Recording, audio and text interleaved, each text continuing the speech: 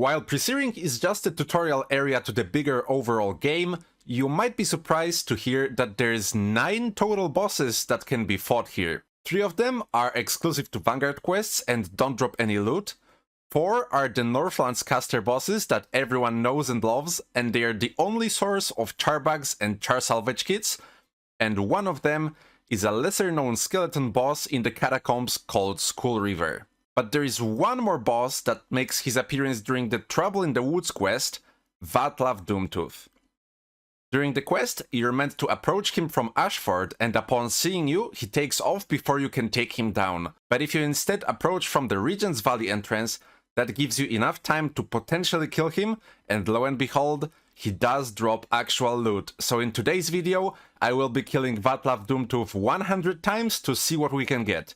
I hope you'll enjoy. Hello everyone, and welcome to Loot from 100 Vatlaaw Doomtooth. I'm really excited to get into this one because I really believe the boss is heavily under-researched and the entire pre-series is pretty much mapped from the top to bottom.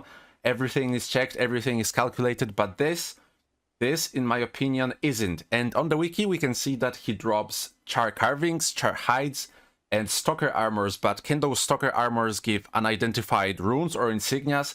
Can he drop char bugs? Can he drop char kits? Can he drop purples?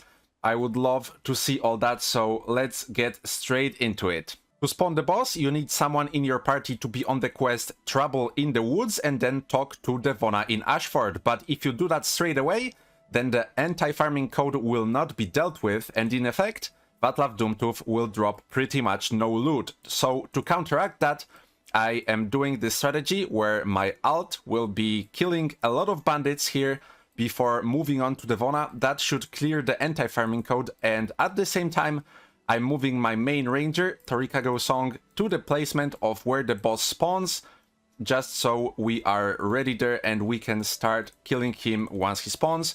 As you can see, this is pretty hectic because I have to commentate and do this at 2 accounts at the same time. Nearby the Ascalonian townsfolk is where Vatlaaw will be spawning, and then I'm moving the Elementalist alt to Devona. Once spawned, the boss will try to cast Favorable Winds, and only after the cast is completed he will start running, so we do get a little bit of a leeway. So let me talk to Devona, and then as you can see, he spawned and he starts casting Favorable Winds, and that gave us a little bit of time to kill him, and the first loot is a char hide.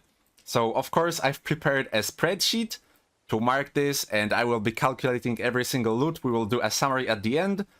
And now, well, I guess it's time to repeat this 99 more times. Okay, this is pretty unrelated, but on my second run on my alt, I got a black die from the bandits. Since I'm gonna be grinding this boss for a bit, here's a list of some fun facts, and the first one is about the Spirit of Favorable Winds.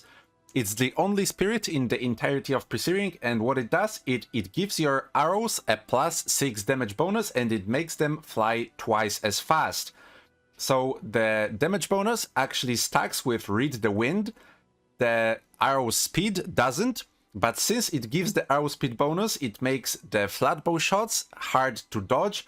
So it also means that you can use both Ignite arrows and have the double arrow speed bonus. So essentially, it's like having 2 preparations at the same time. For the next one, I'm switching to my Necromancer to showcase that Vatlaaw Doomtooth doesn't actually have natural resistance, unlike most other Prophecies bosses.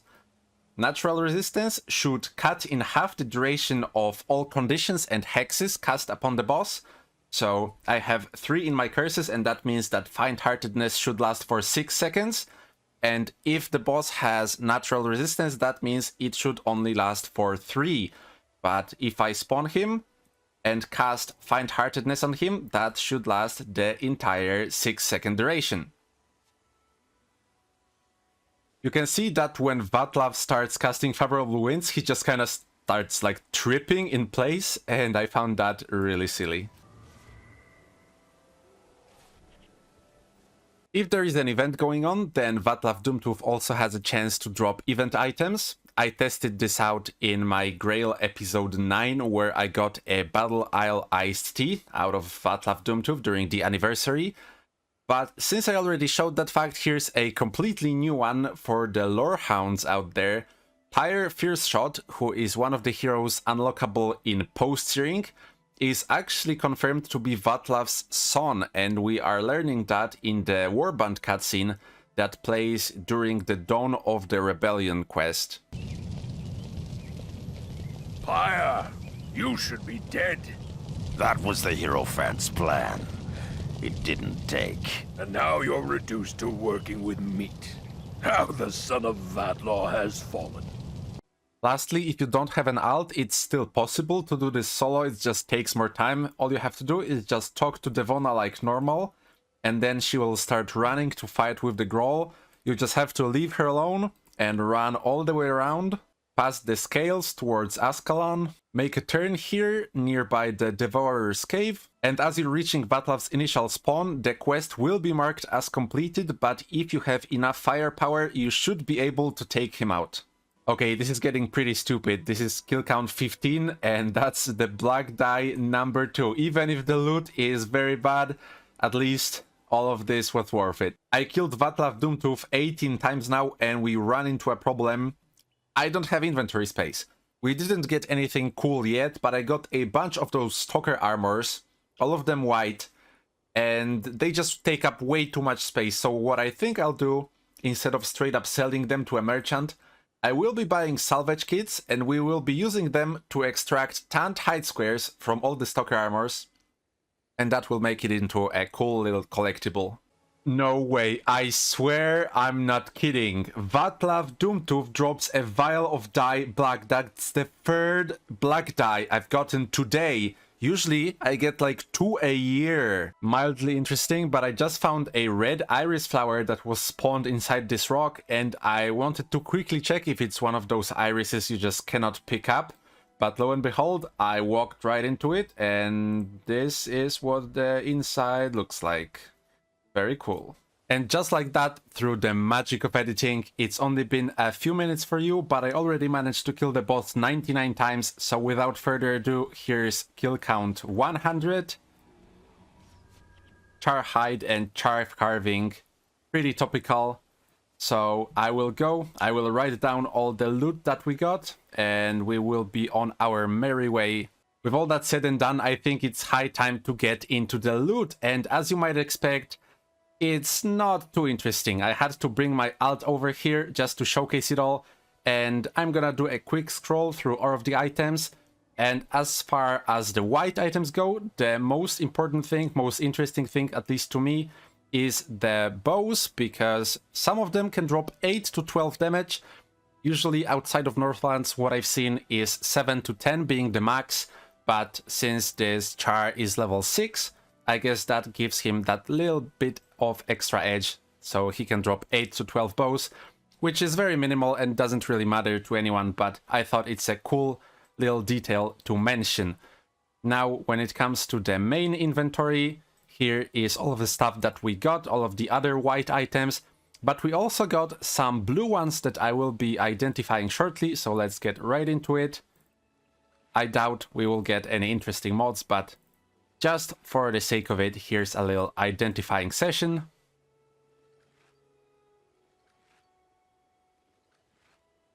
And we also got 55 char carvings, 26 char hides, and 51 stalker armors, which I salvaged into 65 tanned hide squares.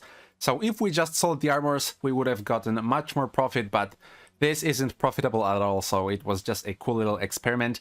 And I also got 162 just raw gold in coin drops.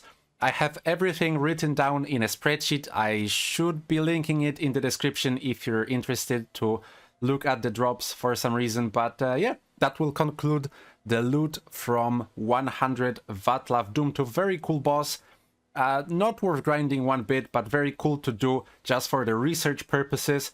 100 isn't the biggest sample size, but I think we can safely say that if I or nobody else for now got a char salvage kit or char bag or a purple, he just cannot drop them, but he's cool to experience nonetheless if you're a pre-searing player. Even though I killed a bunch of other creatures on the way, I decided to only focus on the boss drops for this summary, but we did get this one black die from the boss itself. Interestingly, it's the only die that I got, so pretty lucky, I'd say. And if I focused, I could do a run in about 2 minutes, which makes it so that the 100 runs took a little bit over 3 hours. And since we got 3 black dice total, that makes it so this is 1 black die per hour confirmed. Just choose to get lucky. Thank you for watching. Hopefully you enjoyed. Hope you have a wonderful day. And I hope to see you in the next one. Goodbye.